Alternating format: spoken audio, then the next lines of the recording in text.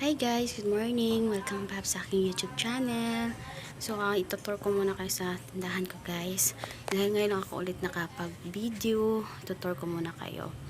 Ito pala yung lagayan ng mga inumin. Yun sa gilid, itong harapan ko. Diyan ko nilalagay yung mga biscuit ko, tsaka yung mga candy. Dito sa kabila, dito yung lagayan ng sigarilyo ko, at tsaka yung mga sabon. Diyan, saka mga cotton. Diyan sa taas yung mga sito. At ito naman sa gilid yung mga katol, mga napkins, diaper. Ito sa baba yung ibang mga condiments ko. Tsaka yung may chlorine din. Tsaka doon ko nilalagay yung ibang pang mga mga shampoo, lagayan. At dito naman yung lagayan ko ng mga kape.